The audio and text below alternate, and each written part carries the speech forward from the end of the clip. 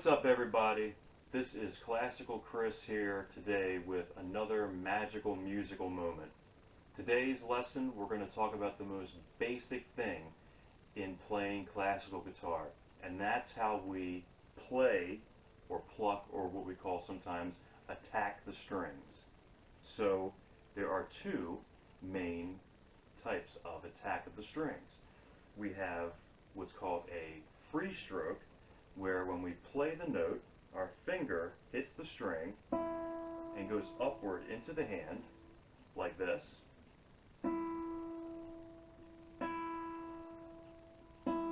Regardless of the finger we use.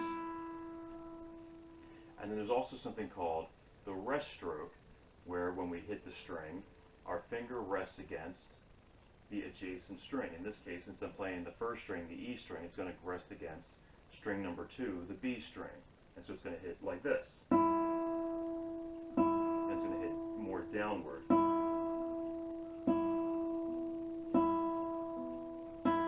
Like that. And so those are the two basic attacks.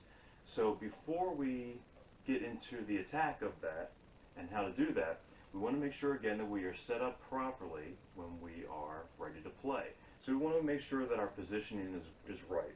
Is the upper bout of the guitar at about the center of our chest? We don't want it over here, like that, like playing, guitar like Johnny Cash or something like that. And we don't want it all the way over here, and we definitely don't want it like this on our right leg. Okay, this is what some acoustic guitar players do, maybe country guitarists, rock guitarists, and things like that.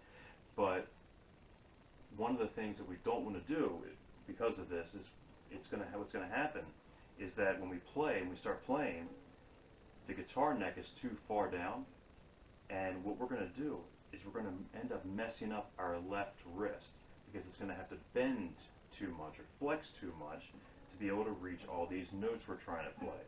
And being in that position, it's very difficult to get into the positions that we have to play as a classical guitarist.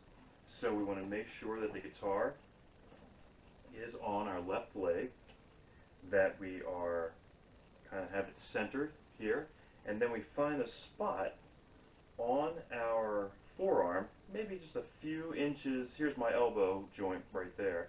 I'm going to find a spot maybe like, I don't know, 2-3 inches in front of it. I'm going to put my forearm down on the lower bout of the guitar, and then from there I'm going to make sure that this part of the guitar, which is the head of the guitar, is about even with my head. So it's kind of like at a 45-degree angle. We don't want to be like this because it takes it too far away. We can't see the notes and it's too difficult for us to reach the strings we're trying to play. So we do this. We bring this head closer to our head. That's what I like to say to my students. Bring this head closer to your head and it makes life a lot easier to play. Then what we want to do in setting our fingers up is we want to make sure that we're kind of nice and relaxed and loose for a second, kind of just let your fingers dangle. Don't tense them up. Don't try to extend them like that and do exercises, that sort of thing. Just keep them nice and relaxed. And so from there, kind of bring your arm up from your elbow. Just kind of bring your fingers there, and boom, there you have it. There is your right hand position for playing the guitar. Notice how my fingers are pretty much already up, not I would say straight up, not extended out like that, but just relaxed, and here they are. Not like this. We don't want to do like that monkey fist kind of thing, where when you do that, you end up going, and you get underneath the string, and you hit the string from underneath, and you end up going like that snapping sound. We don't want to do that. We want to rake across the string. So if this is the string, and this is my finger, we want to go across the string like that, not like this, because then it makes a really nasty sound. So when I do that, so here I am, set up like this, nice and relaxed. Everything is nice and relaxed. Got my forearm resting on the lower bout of the guitar. I have lots of space also between my wrist and which is the sound hole, the sound board of the guitar, which is this part right here. It vibrates and helps that sound really project. So if I put this up like this, you'll see there's a lot of space. I can even look at you through that space. There's a lot of space between my wrist and the guitar, and that space is going to allow me and allow you to do all of those motions, whether we're doing just a regular note, a single note like that, and allowing our fingers to pluck the strings properly, or maybe we're doing an arpeggio and going all that sort of thing, or if I'm doing the wonderful art of tremolo.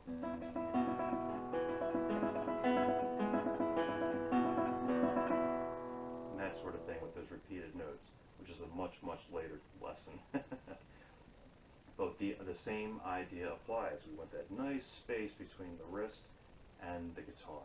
And so from there, guys, we're going to do just some free strokes first with just the index finger, the letter I. And then you want to do just the middle finger, the letter M. And then just the ring finger, which you would think is the letter R, but it's actually the letter A, because in guitar, in classical guitar style, we use the Spanish words. So A is the word anular. And so for my Spanish speakers out there, you're like, well, duh. But for the people out there who don't speak Spanish and don't know that, that's what we have there. And just consequently for later on, the thumb is not the letter T, it's the letter P for the word pulgar, P-U-L-G-A-R, pulgar. And so we're going to use that ring finger, that A finger, also. We want to get that started right away, because this is our weakest finger when we first start plucking strings. Just like the pinky finger, the fourth finger of our left hand is the weakest finger when pressing notes down and doing all kinds of techniques, not just pressing a note, but doing pull-offs and hammer-ons and all that sort of stuff. So, we do that. I want you to do that with all 6 strings. Now, I want you to also do free strokes. So we're going to do index finger, rest strokes. This is when we end our finger against the string right below. So we'll do that, and then go to the ring finger. Notice how as I'm doing this, I'm going to keep playing as I talk, that what I'm doing is I'm not moving my wrist, and I'm not moving my elbow or my shoulder. All the movement is coming right here from the base of the knuckles. I'm not going like this. I can get away with that right now, but see, look, I just missed a note, because it takes me out of position. And especially if I'm in the middle of playing a piece of music, I can't keep moving my arm, my wrist back to the right position so I can play the next thing. So we want to move just the knuckles. We don't want to move the elbow or twist the forearm or move the elbow or move the shoulder. We definitely don't want to move our head because that has nothing to do with it. So we want to just move those knuckles like that. And we're going to do that for all 6 strings. Obviously, when you get to the 6th string, you can't do a rest stroke because there's no string beneath it. So just do a free stroke. And when you get to here, make sure that you're not doing this, that sort of thing, but just keep your hands still. Make sure there's a nice bit of space between your wrist and the guitar again, and just move your finger. That's all you're doing, is you're moving your fingers. And then with the middle finger, it's the same thing. All I'm doing is just hitting it with my finger and bringing that hand back up into, or that finger back up into the hand, and kind of making a fist sort of thing. So that is how to do a free stroke and the rest stroke, the 2 basic attacks of classical guitar. Thanks so much for watching this video. I really appreciate it. If you haven't done it already, click the like button, click subscribe, hit the bell for notifications so every time I drop a new video, you know exactly when it comes out. Please feel free to share this with all of your friends. I would really appreciate it to help me get my name out there. And again, guys, thanks so much, and I look forward to seeing you in the next Magical Musical Moment. And if you're interested in taking your guitar playing to the next level and you want to take private lessons, please feel free to visit my website, www.classicalchris.com. Drop me an email, and I would be glad to work with you one-on-one.